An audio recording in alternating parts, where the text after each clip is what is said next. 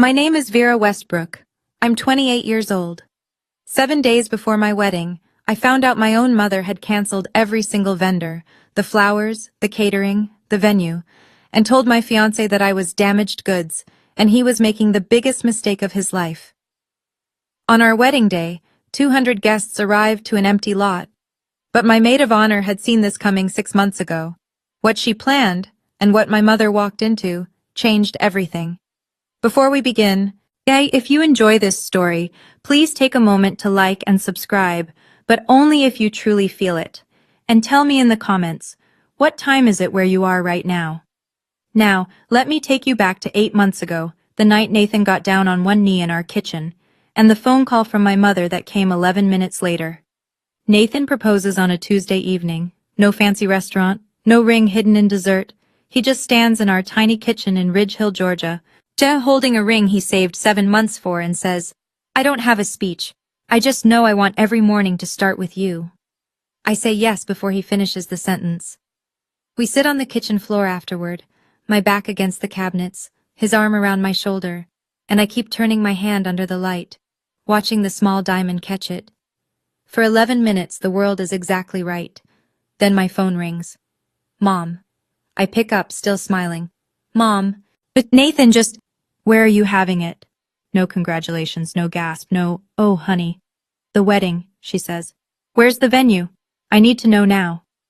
I glance at Nathan. He tilts his head, listening. We haven't decided anything yet, Mom. He literally just... Well, you need to start deciding. These things book out a year in advance. I'll handle the calls. I should explain something. My whole life, every decision I've ever made has passed through my mother first. Which college? Like which major? Which apartment? When my father died, I was 19. She pulled me close at the funeral and whispered, "It's just us now. You're all I have." And from that day, saying no to her felt like abandoning a widow. So when I tell her we want to plan it ourselves, she goes quiet. 4 seconds. I count them. Fine, she says. I understand. You don't need me anymore. My chest tightens. The old guilt, the one she installed like software when I was a child, boots up instantly. No. Mom. Of course I need you. I want you to help. I hear her exhale, satisfied. Nathan watches me from across the kitchen. He doesn't say anything. But his jaw shifts, just slightly, the way it does when he's holding something back. I didn't know it then, but that phone call was the first move in a game my mother had been waiting to play. 3 months after the engagement, my mother has taken over everything. It happens gradually, the way water rises in a basement. By the time you notice, now it's already at your ankles. First, she offers to make a few calls to vendors because I'm busy teaching 3rd grade. Then she starts showing up to tastings without telling me. Then she changes my contact info on the florist's account to her own number. I wanted wildflowers, sunflowers, lavender, baby's breath, loose and messy and alive. My mother orders white roses. For elegance, she says. You'll thank me. I wanted BBQ, pulled pork, cornbread. Can't serve barbecue at a wedding. Vera can't serve barbecue at a wedding, Vera. People will talk. I wanted the seating chart to put Nathan's family up front. She rearranges it so her friends fill the first 4 rows. When I push back, gently, the only way I know how, she cries. Right there in our living room, dabbing her eyes with a tissue she already had in her hand. I'm just trying to make this beautiful for you.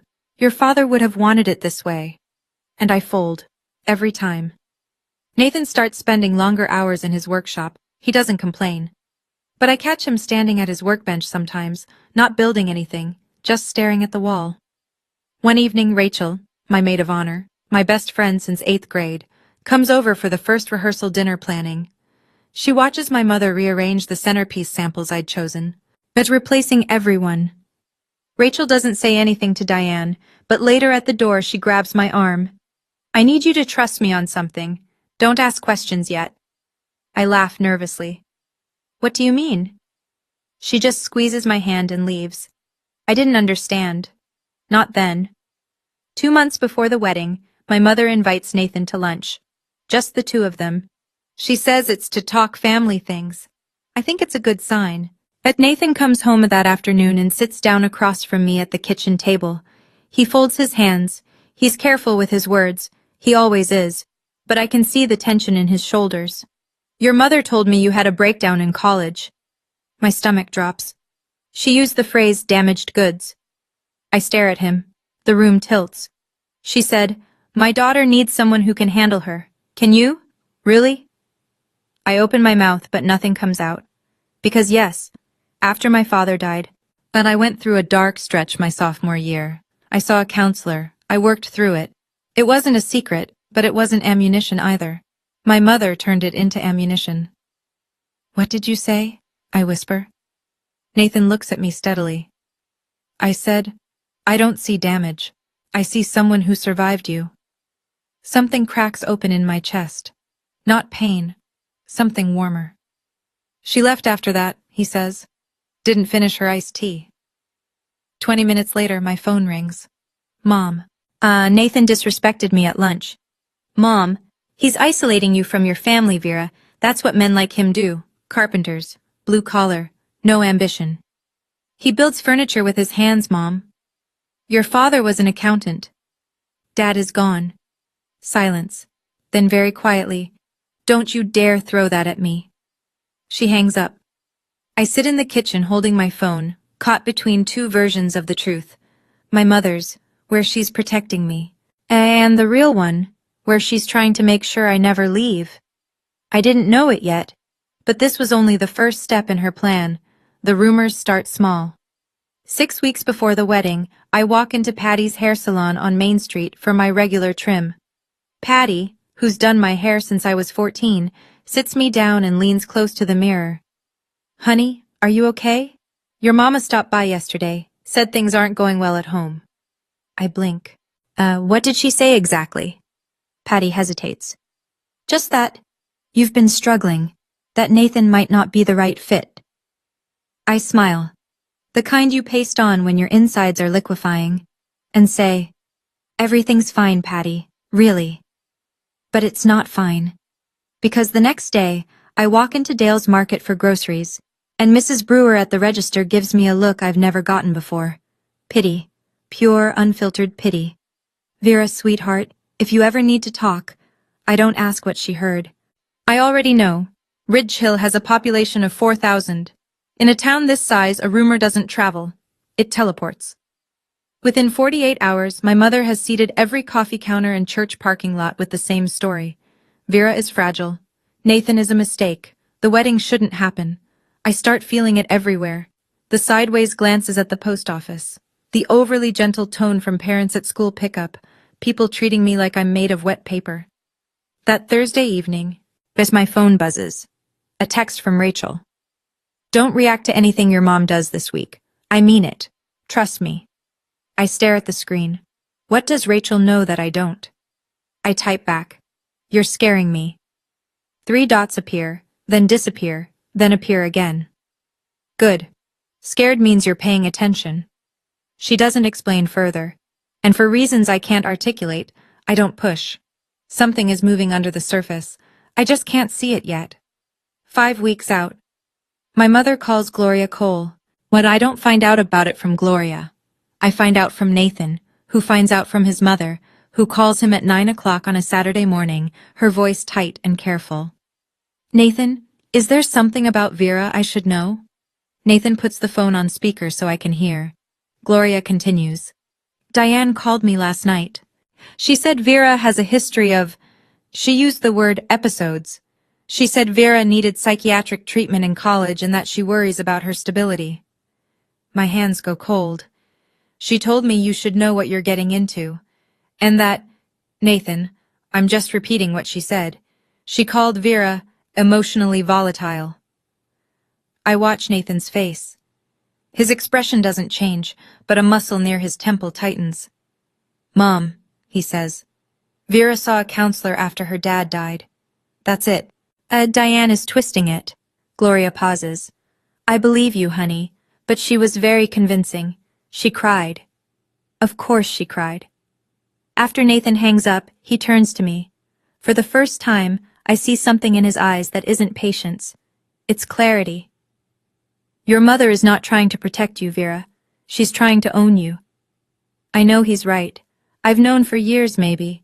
But hearing it out loud, in our kitchen, on a Saturday morning, with sunlight on the floor, it sounds different. And it sounds true. Don't fight with your mom over this, I tell him. That's exactly what she wants. He nods. But his jaw is set. That night, lying in bed, I realize something. My mother isn't just trying to stop a wedding. She's trying to dismantle every relationship I have, one phone call at a time. And she's running out of people to call. Here's what nobody tells you about weddings. The money disappears before the first dance starts. Nathan and I have saved for 3 years. And $18,000, pulled from teacher paychecks and early carpentry commissions, skipped vacations, a used car instead of a new one. Every dollar earmarked. Florist, $2,200. Caterer, $4,800. Venue deposit, $3,500. DJ, photographer, rentals, cake, the rest fills in fast. Most of those vendors have a 30-day cancellation policy. We're now inside that window. If the wedding doesn't happen, we lose almost everything. And I sit at the kitchen table one evening with our budget spreadsheet open on my laptop. Nathan's across from me, sanding a chair leg by hand because the noise of the power sander bothers our neighbor's dog. If we had to walk away right now, I say, how much do we lose? He doesn't look up. Most of it. We can't afford to lose most of it. I know. $18,000. 3 years of packing lunch instead of buying it. 3 years of Nathan working weekends. That money was supposed to be our start. A down payment fund, a safety net, a future. And right now it's sitting in contracts controlled by a woman who thinks my happiness is a threat to hers. I close the laptop. I press my palms against my eyes. If I don't do something, I say, more to myself than to Nathan, I lose the money. I lose face in front of 200 people. I lose your mother's trust. I lower my hands. And I lose myself. Nathan puts down the sandpaper. You won't lose me. I know. Then we figure it out. I nod. But sitting there, in the quiet of our kitchen, I think, this is the bottom. This is as bad as it gets. I was wrong. 7 days before the wedding. A Monday. I'm grading papers at my desk during lunch when I decide to call the florist. Just a quick confirmation. Routine. The phone rings twice. Magnolia Florals, this is Dawn. Hi Dawn, it's Vera Westbrook, just checking in on our order for Saturday. A pause. Too long. Ma'am, that order was canceled 3 days ago. The pencil in my hand stops moving. Excuse me? Your mother called. She said the wedding was off. I hang up. My fingers are shaking, but I dial the caterer. Miss Westbrook, yes, we received the cancellation Thursday. Your mother said... I hang up again. I call the venue. I'm sorry, Ms. Westbrook. Mrs. Diane Westbrook called and canceled the reservation. She said the family had decided... I don't let her finish. I sit at my desk. It's staring at my phone, and I feel the ground beneath me dissolve. Not crack. Dissolve. Like sand under a wave. I call my mother. She picks up on the first ring, as if she's been waiting. Mom, you canceled my wedding. I canceled a mistake. That was not your decision. Everything about you is my decision, Vera. I grip the edge of my desk. I raised you, she says, her voice flat and even. I fed you. I buried your father alone. This wedding? Yo, it's mine to give or take. Something shifts inside me. Not anger, not yet. Something colder. Something that has been sleeping for 28 years and just opened its eyes. No, I say. It isn't. I hang up. My hands are still shaking, but my voice was steady. And that surprises me more than anything my mother just said. The room is very quiet. 22 third graders are at recess, and I'm sitting alone with the wreckage. I don't remember driving home, and I remember the kitchen floor, the cold of the tile through my dress, the way the afternoon light made a rectangle on the wall that moved so slowly it felt like time had thickened. I'm not crying. That's the strange part. I'm just sitting there, my back against the dishwasher, my bag still on my shoulder, staring at nothing. Nathan finds me like that when he comes in from the workshop, sawdust on his forearms. He looks at me and doesn't ask what happened. Yet he just sits down next to me on the floor, close enough that our shoulders touch. 10 minutes pass, maybe 15. The refrigerator hums. She canceled everything, I say finally. Every vendor, all of them. He doesn't flinch. When? 3 days ago, behind my back. His hand finds mine. His palm is rough and warm. She told me this morning it was hers to give or take, I say. The wedding, our wedding, she said it belongs to her. Nathan is quiet for a moment. Yes then, we'll figure this out. 7 days, Nathan. No florist, no caterer, no venue, no money for replacements. I know. My mother wants me to fail. The sentence sits in the room like a living thing. The first time I've ever said it out loud. Nathan pulls out his phone. I'm calling Rachel. He dials. Rachel picks up. Nathan gives her the short version. Vendors cancelled. Diane responsible. 7 days. Rachel listens. I can hear the silence on her end. Not the silence of shock. Oh, call.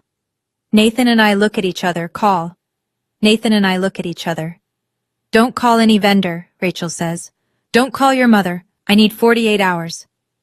That same night, after I've fallen into something that isn't quite sleep on the couch, Nathan's phone rings.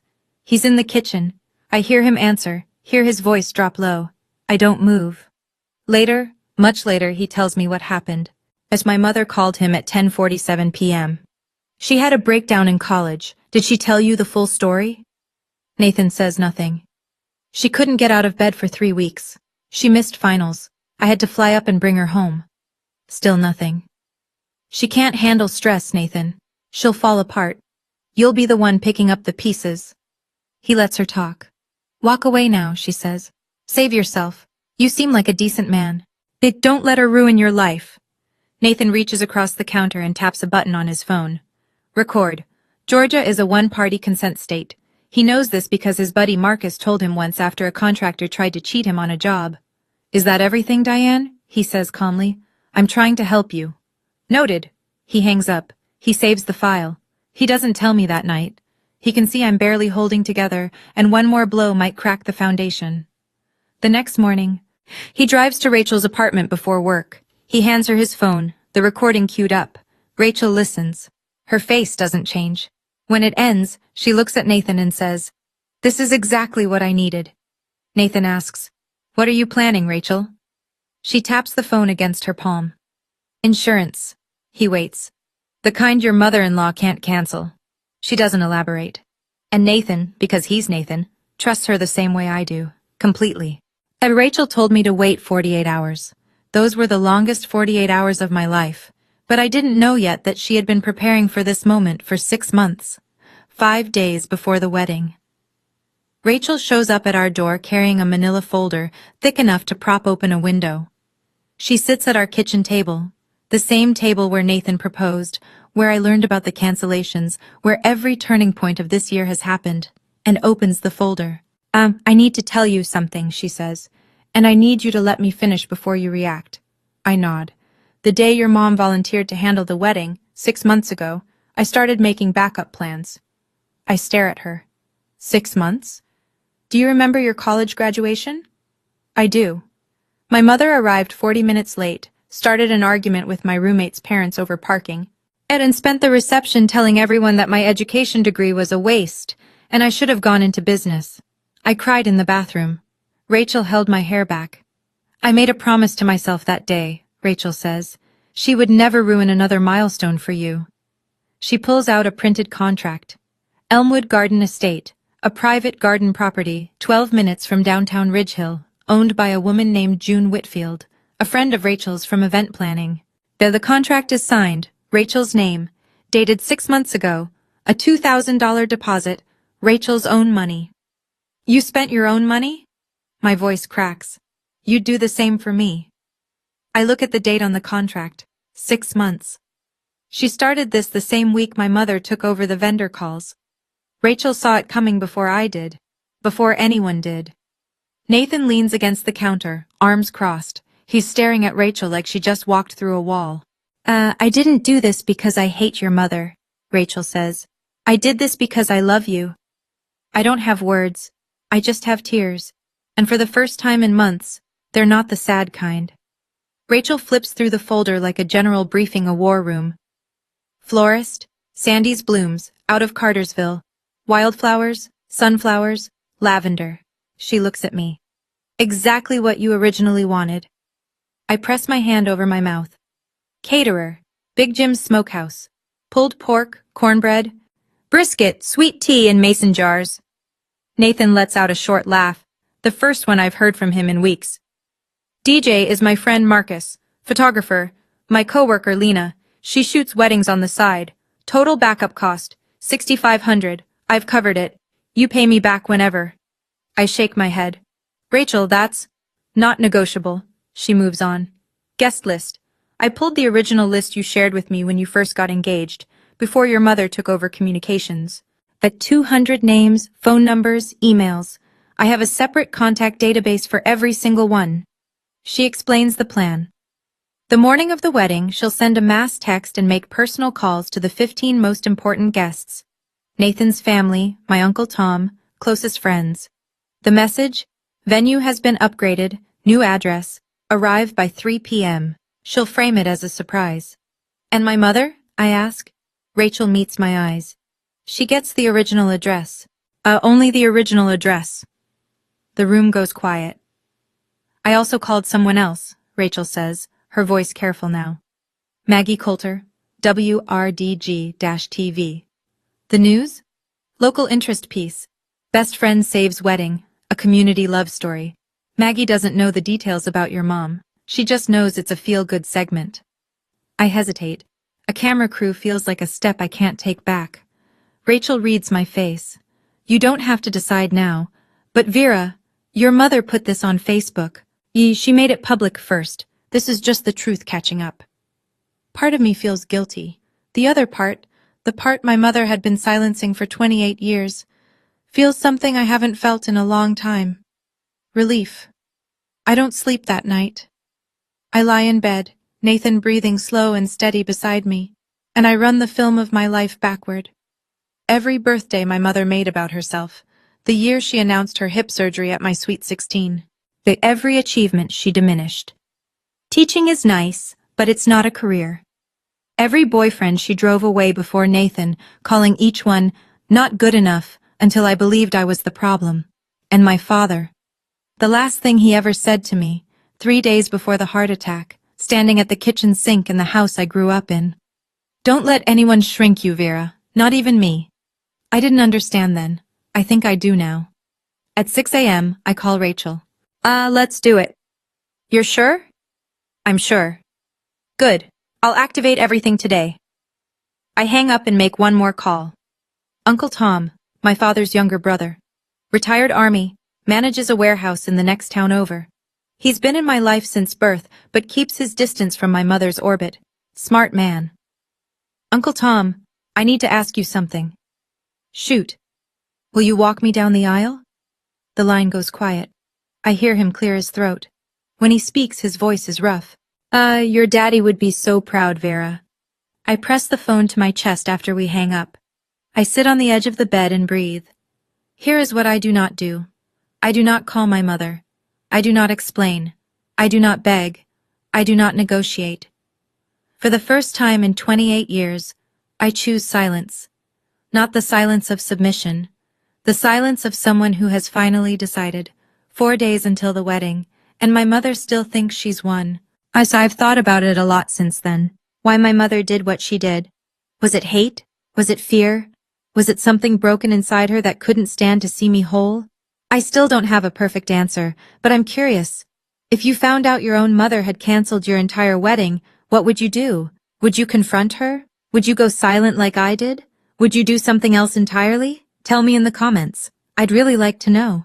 As now, back to 4 days before the wedding. 4 days before the wedding. A Thursday. I'm standing in the hallway outside my classroom at Ridge Hill Elementary, refilling my water bottle at the fountain, when I hear her voice. Not on the phone this time. In person. In my building. I'm here to check on my daughter. I look up. My mother is standing at the end of the hallway, speaking to the front desk volunteer loud enough for every open classroom door to hear. She's been unstable. I'm worried she'll have another episode. Mrs. Patterson, the 5th grade teacher, steps into her doorway. Mr. Gaines, the custodian, freezes mid-sweep. 2 parents waiting for a pickup conference turn to stare. My face goes white. I can feel it drain, blood leaving like someone pulled a plug. I walk toward her. Steady steps. My sneakers squeak on the linoleum. Mom, this is my workplace. Please leave. She pivots to face me, and her expression shifts. Hurt, wounded, trembling chin. It gently but firmly. Ma'am, I'll need to gently but firmly. Ma'am, I'll need to ask you to step outside. My mother looks around the hallway, at the staring faces, the half-open doors, and squares her shoulders. You'll see, she says, walking toward the exit. Everyone will see. The door closes behind her. The hallway slowly unstiffens, as Mr. Gaines resumes sweeping. Mrs. Patterson gives me a small, helpless shrug. Then a hand touches my elbow. Mrs. Daniels, 62, taught at this school for 30 years, reading glasses on a beaded chain. She leans close. Honey, my mother was the same. Don't let her win. 5 words from a near stranger. And they hold me up for the rest of the day, 2 days before the wedding, or a rehearsal dinner at Gloria Cole's house, a cozy ranch-style home with a wraparound porch and string lights Nathan hung last summer. About 30 people, Nathan's family, a few close friends, Rachel, Uncle Tom, fried chicken, potato salad, Gloria's famous sweet potato pie. The mood is warm, nervous, hopeful. My mother was not invited. She comes anyway. I hear her car door at 7:15 p.m.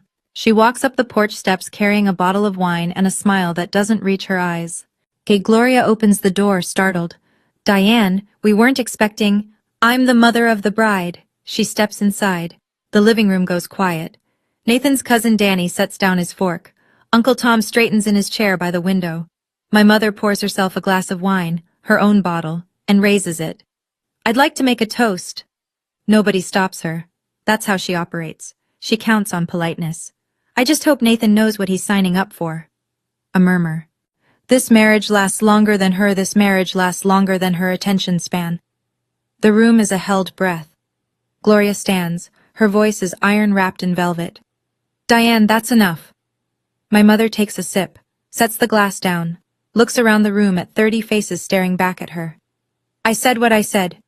She walks out. The screen door slaps shut behind her. Silence. Then Nathan's hand finds mine under the table. He squeezes. I squeeze back. Gloria crosses the room and bends down next to my chair. Her eyes are wet. She whispers, I'm sorry I ever doubted you.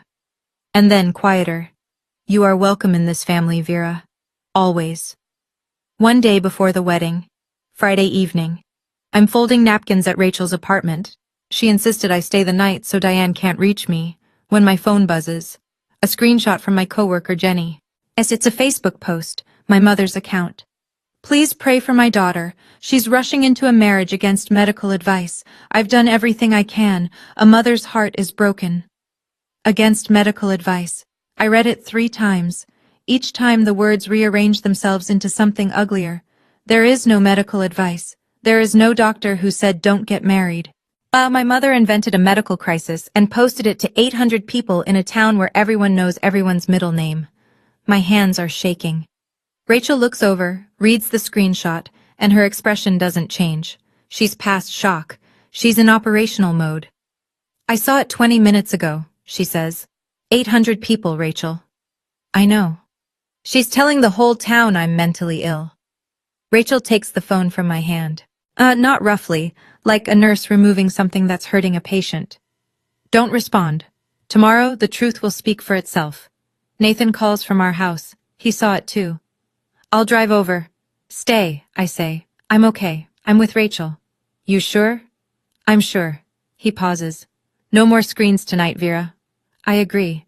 Rachel takes my phone and puts it in a kitchen drawer. She makes chamomile tea. We sit on her couch, not talking much, just breathing in the same room. I lie in Rachel's guest bed that night, eyes open, staring at the ceiling fan turning slow circles. Tomorrow will be different. I'm not scared anymore. Something has shifted, quietly, like a key turning in a lock. For the first time, I can see clearly, more clearly than I've ever seen in my life. Saturday morning, wedding day, 6 a.m. I wake up in Rachel's guest room to the sound of her already on the phone. Yes, ma'am, venue upgrade, surprise for the bride and groom. A new address is Elmwood Garden Estate, 412 Whitfield Lane. Arrive by 3 p.m. Don't go to the original address. She's pacing her living room in sweatpants and a headset, a printed spreadsheet in her hand with 200 names, each one highlighted in yellow, green, or red. Yellow, mass text sent. Green, confirmed. Red, needs a personal call. By 8 a.m. she's made 15 calls. Gloria Cole, confirmed. Uncle Tom, confirmed. Nathan's cousin Danny, his Aunt Margaret. The Hendersons from next door, my coworker Jenny, Mrs. Daniels. Confirmed, confirmed, confirmed. By 10 a.m., 197 out of 200 guests have confirmed the new location. 3 can't attend, 1 has a sick child, 2 are traveling. None are related to my mother's sabotage. 1 person is not on the contact list at all. Diane Westbrook receives no text, no call, no new address. As far as she knows, the wedding is at the original venue, the one she canceled. The empty lot. At noon, I put on my dress in Rachel's bedroom. It's simple. Ivory, tea-length, lace sleeves. I bought it at a consignment shop in Atlanta. $60. My mother called it second-hand embarrassment. I call it mine. Uncle Tom arrives at 1:30 p.m. He's wearing a gray suit, polished shoes, eyes already red. He sees me and stops in the doorway. Lord Vera, you look like your daddy on his wedding day, stubborn and beautiful. Rachel checks her watch, checks her list. Looks at me. Ready? I smooth my dress. I take a breath. I've been ready for 28 years. For the first time, my wedding feels like mine. Elmwood Garden Estate sits at the end of a gravel lane lined with pecan trees. There's a white wooden gate, open wide. Beyond it, a rolling lawn edged with wildflower beds, sunflowers, lavender, baby's breath. The flowers I chose, the flowers my mother erased. Rachel brought them back. Fairy lights are strung between 2 ancient live oaks, as swaying just enough to make the light shimmer. Wooden chairs line a center aisle, chairs Nathan built himself over the last year, one every weekend, stacked in his workshop, where I thought he was just staying busy. He was building our wedding without me knowing. The BBQ pit is already going. Big Jim himself, in his denim apron, tends the smoker. Pulled pork, cornbread, sweet tea in mason jars, just like I dreamed. Guests start arriving at 2:30. They step through the gate and stop. And almost every one of them stops. Some press their hands to their chests. Some laugh in disbelief. Mrs. Henderson whispers to her husband, "This is better than the original." Gloria Cole walks in, sees the wildflowers, sees the hand-built chairs, sees the fairy lights catching the Georgia afternoon sun. She finds me near the garden trellis and wraps her arms around me. Tight, real. This is what your wedding was always supposed to look like. Maggie Coulter from WRDG-TV arrives quietly with her cameraman. They set up off to the side. Unobtrusive, professional. Rachel briefs them. A heartwarming story about friendship and community. That's all they need to know for now. Old Mrs. Freeman, my neighbor since childhood, 81 years old, Sunday hat and all, finds me and takes both my hands. Your daddy is watching, sweetheart. I know it. I believe her. 200 chairs, 197 guests, and the only person missing is the one who tried to make sure none of this would exist. 3 o'clock. The afternoon light turns gold. Uncle Tom takes my arm at the end of the aisle. His grip is firm, military firm, but his hand is trembling. Slow steps, he murmurs. Make it count. The music starts. Not a grand orchestral piece, just a guitar. Rachel's friend Caleb sitting on a stool under the live oak, and playing a finger-picked version of the song Nathan and I danced to on our first date in his workshop, sawdust still on the floor. I step forward. 200 faces turn. Some are smiling. Some are already crying. Gloria Cole holds a tissue to her nose. Mrs. Daniels nods at me from the 3rd row. Small, steady, certain. Nathan stands at the end of the aisle. His hands are clasped in front of him. His eyes are red and he's not hiding it. He's never hidden anything from me. As Uncle Tom delivers me to Nathan, shakes his hand and says, "Take care of her, or answer to me." Nathan nods. "Yes, sir." The officiant, Nathan's college friend David, ordained online last month specifically for this, keeps it simple. Short readings, No sermon. Then the vows. Nathan goes first. His voice breaks once, on the word home. My turn. I don't read from a card. I look at him and say what I've been holding for months. I choose you. Not because I need to be saved, but because I finally know I deserve to be loved without conditions. The garden goes quiet, even the birds, it seems. I don't need permission to be happy. Not from anyone. Not anymore. Nathan's hand finds mine. The officiant pronounces us married. We kiss under the live oaks, and the fairy lights sway, and 197 people rise to their feet. The sound of their applause fills the garden like a wave, and somewhere, 12 minutes away, an empty lot waits in silence. And 3:15 p.m., 12 minutes away.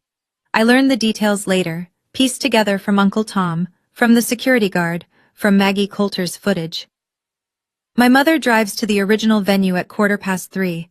She parks her silver sedan, the one she always keeps spotless because appearances matter, and steps out in a navy blue dress and pearl earrings. She's not dressed for grief, she's dressed for victory. She walks toward the lot. It's empty. No tent, no chairs, no flowers, no caterer. Cancelled vendors, the empty venue. Her cancelled vendors, the empty venue. Her daughter's dream, erased. In her mind, the story ends here, with Vera humiliated, crawling back, needing Mama again. Then she looks around. No cars, no guests arriving, no confused relatives milling about, no one weeping on their phone, no one at all. The smile fades. And she pulls out her phone and calls me. It rings 5 times and goes to voicemail. She calls Rachel, voicemail. She calls Gloria Cole, voicemail. She scrolls through her contacts and calls Nathan's cousin Danny, voicemail. Mrs. Henderson, voicemail. Jenny from my school, voicemail. 7 calls, 8, 9, not a single answer. She stands in the middle of that empty lot, phone pressed to her ear, turning in a slow circle. The sun is hot, the cicadas are loud, and she is completely, utterly alone. I try to imagine what that moment felt like for her, the exact second she understood, the second the smile dropped, and the realization landed like a stone in still water. She came to watch me break. Instead, she stood in an empty field, calling number after number, and no one answered. Someone answers eventually. A distant cousin of Nathan's, Bev, 74, hard of hearing, probably didn't understand the "Don't tell Diane" memo. She picks up on the 6th ring. Oh, Diane, didn't you get the message? Wedding's at Elmwood Garden now, pretty place out on Whitfield Lane. My mother hangs up without saying goodbye. 25 minutes later, she must have broken every speed limit in Ridge Hill. Her silver sedan crunches up the gravel lane at Elmwood Garden Estate. She sees the white gate, the fairy lights through the trees. She hears the music, the laughter, the clinking of glasses, and the smoky sweetness of barbecue drifting through the Georgia air. And she parks. She walks to the gate.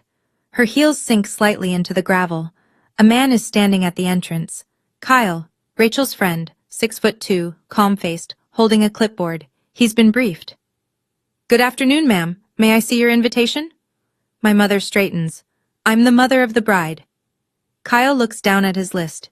He scans it carefully, top to bottom. He looks up. I'm sorry, ma'am. Your name isn't on the guest list. My mother stares at him.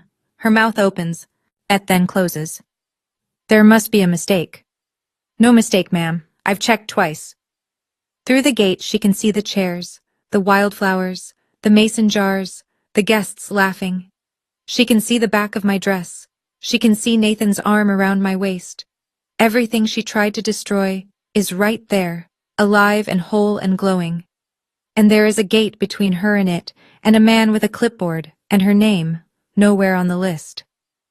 I understand this is difficult, Kyle says gently, but I can only allow listed guests. For the first time in her life, my mother is on the outside of a door she can't open. And the key is not in her hands.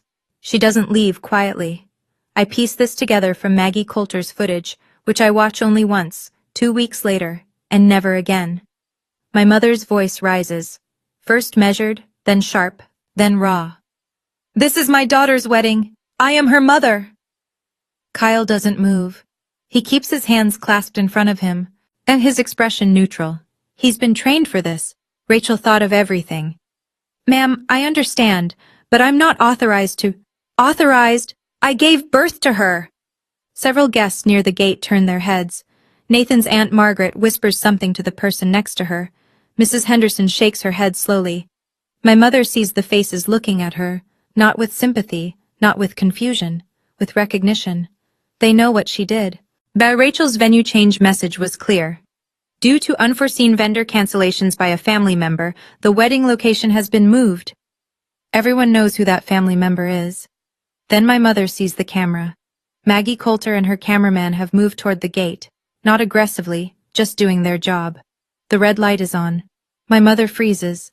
The tears, the ones she can summon on command, stop. She looks at the lens the way a deer looks at headlights. For one long moment. Just she stands there, the mask cracking. Not the grieving mother, not the protective parent. Just a woman in a navy dress who bet everything on control and lost. She turns around, walks to her car, opens the door, gets in, drives away. She doesn't look back.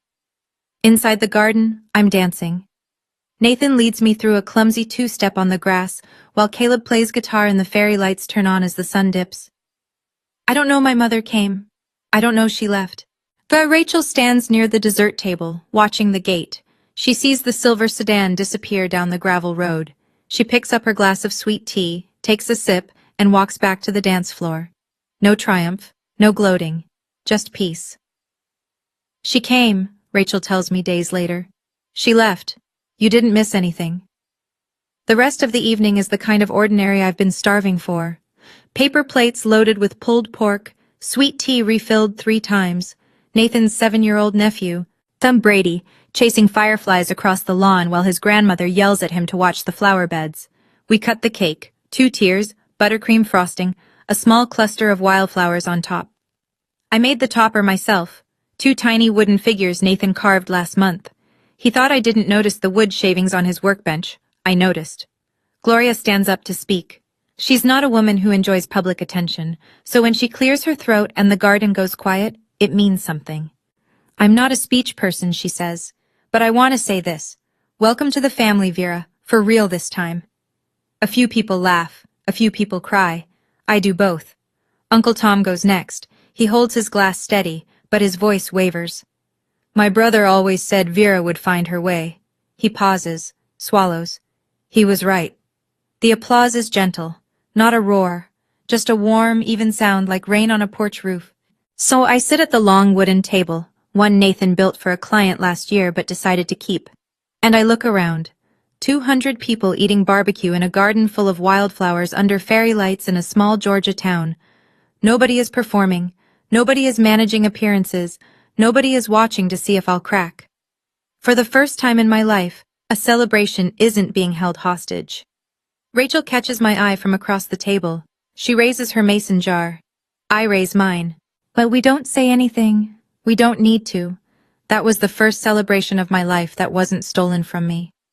Later that night, after the last guest has gone and the fairy lights are still blinking softly in the empty garden, Nathan and I sit on the porch steps at our house. My shoes are off. His tie is loose. The night air smells like jasmine and leftover smoke. There's something I need to show you, he says. He pulls out his phone and opens an audio file. Dated 6 days ago, 10:47 p.m. I didn't play this for you before because you were already breaking. He presses play. My mother's voice fills the dark porch. She had a breakdown in college. Did she tell you the full story? I listen. She can't handle stress. She'll fall apart. I keep listening. Walk away now. Save yourself. The recording ends. The cicadas take over. I sit with it. My mother's voice. The one that sang me to sleep. The one that read me stories. The one that told me I was too fragile, too broken, too damaged for anyone to love, hanging in the warm night air. I'm not damaged, I say. I never was. Nathan doesn't argue. He just waits. I want to send this to Maggie Coulter. He looks at me. Are you sure? My mother put it on Facebook first. She told 800 people I was mentally ill. She told the whole town my marriage was a mistake. I fold my hands. I'm not putting her on blast. Oh, I'm just letting people hear her real voice. Okay.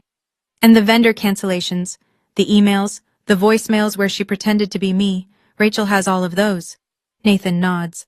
This isn't revenge, I say, as much to myself as to him.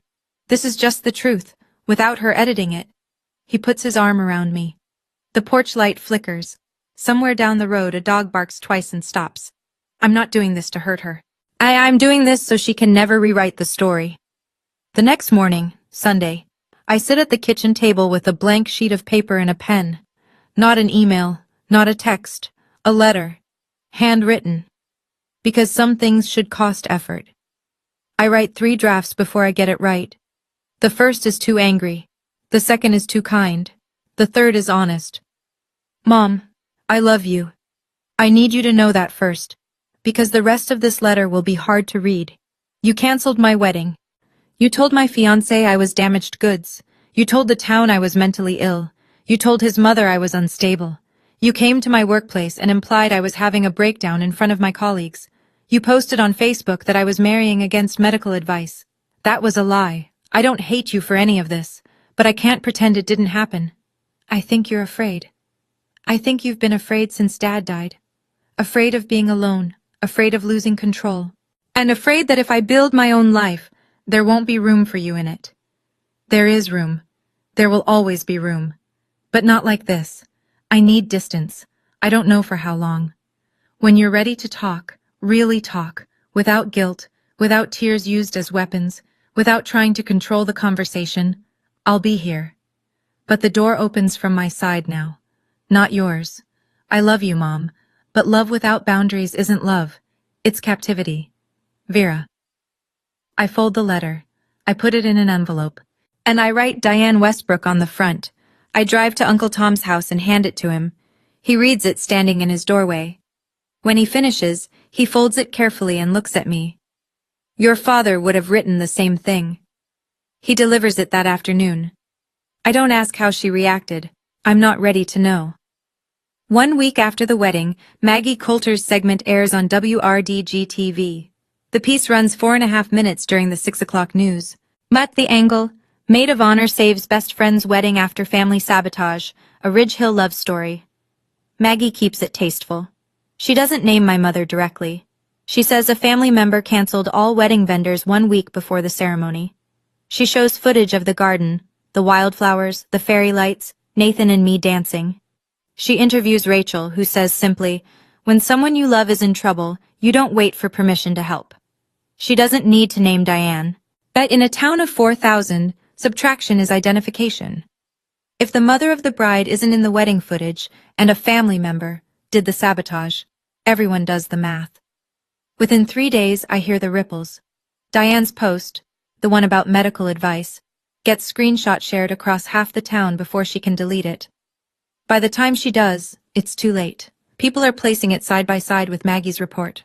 At the Ridge Hill Women's Auxiliary, where Diane has held a board seat for 6 years, sends her a polite email. We think it's best if you take a leave of absence while things settle down. At Patty's hair salon, Patty herself tells Diane during her appointment, Diane, I heard what happened. I think you should talk to someone, a professional. Neighbors stop waving from their driveways. Invitations to Sunday potluck stop arriving. The phone calls taper off. Yes, my mother's currency in Ridge Hill was always reputation. The devoted widow, the sacrificing mother, the woman who held it all together. That currency is now worthless.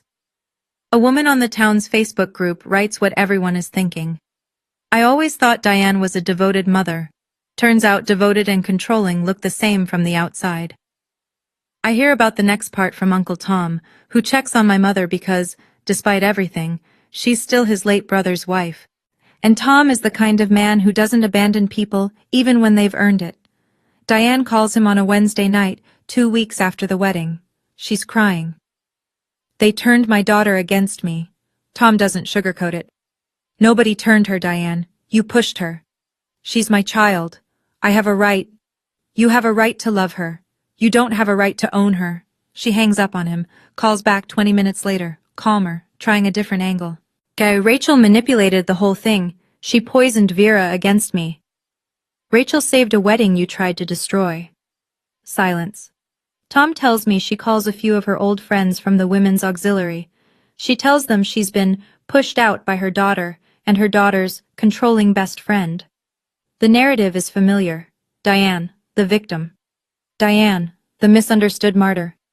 But this time, nobody buys it. Everyone saw the Facebook post. Everyone watched Maggie's report. Us need help. Real help, not sympathy. Tom need help. Real help, not sympathy. Tom drives by Diane's house one evening and sees the lights on in the kitchen. Through the window, she's sitting alone at the table, looking at an old photo album. Her wedding album, her and my father. Young, smiling, unbroken. He tells me this carefully, like he's not sure I want to hear it. I listen. I hope she gets help, I say. I mean it.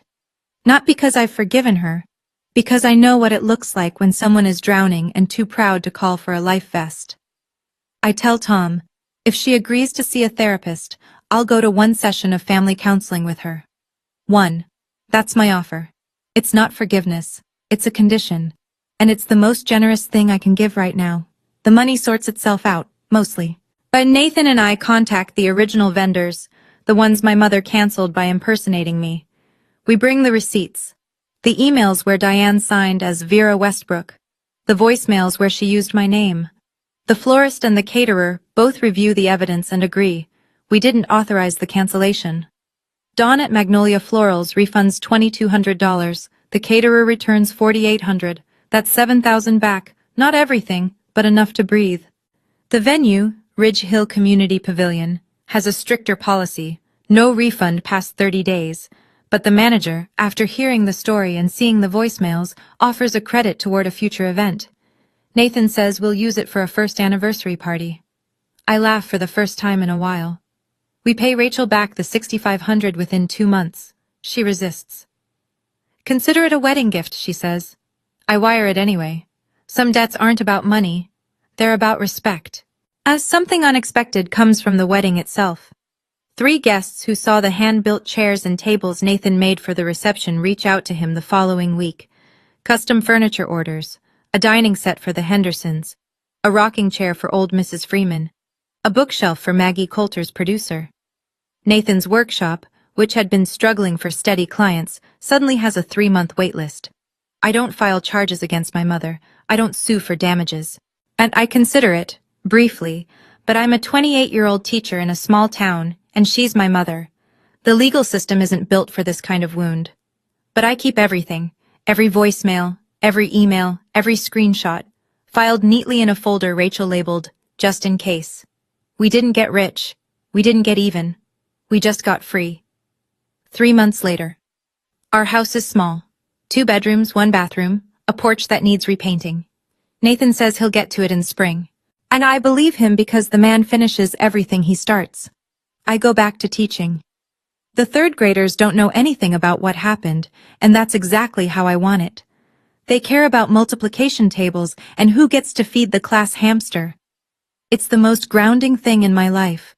Mrs. Daniels, the teacher who whispered, "Don't let her win" in the hallway that day, starts leaving a cupcake on my desk every Friday.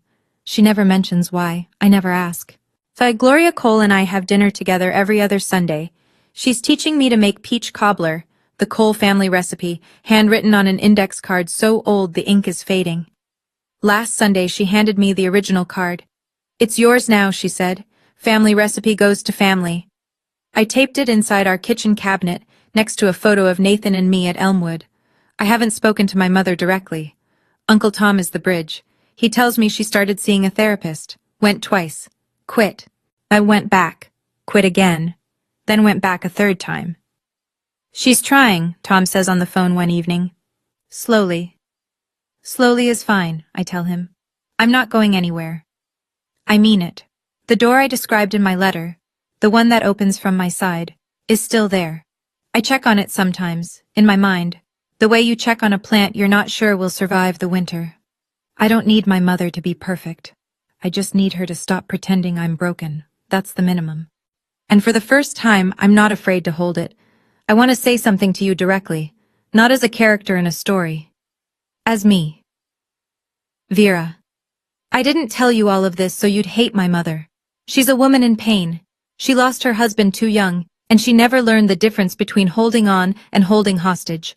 Her fear is real. Her grief is real. But her pain doesn't give her the right to destroy my life. And yours doesn't either, whoever yours is. But if you have someone in your life, a mother, a father, a sibling, a partner, who uses love like a leash, who makes you feel guilty for being whole, who punishes you for growing, I want you to hear me. You are not ungrateful for wanting air. You are not selfish for saying no.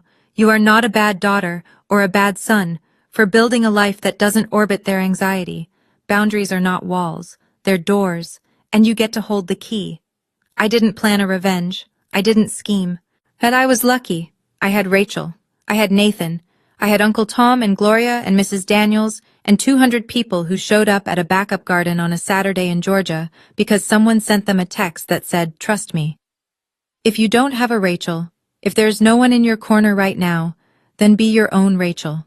Make a plan, not a plan for revenge, a plan for your future, a plan that protects the version of yourself your mother or father or whoever is trying to erase. You deserve to exist without permission. I know, because I spent 28 years waiting for permission, and the day I stopped asking was the day my life actually began. I've asked myself so many times since then, if Rachel hadn't made that backup plan, what would have happened? Would I have been strong enough to stand on my own? Honestly, I'm not sure. So I want to ask you, do you have a Rachel in your life? Someone who protects you before you even know you need protecting? Or are you someone's Rachel, the one holding the backup plan together while they fall apart? Tell me in the comments. I'd really love to hear your story. Now, let me tell you how this ends. 6 months after the wedding. I come home from school on a Tuesday afternoon. There's a piece of mail on the porch. Not in the mailbox, on the porch. Hand-delivered. A cream-colored envelope with no return address, my name written in handwriting I'd recognize in the dark. As I open it, standing in the doorway, no letter inside, no words, just a single pressed wildflower.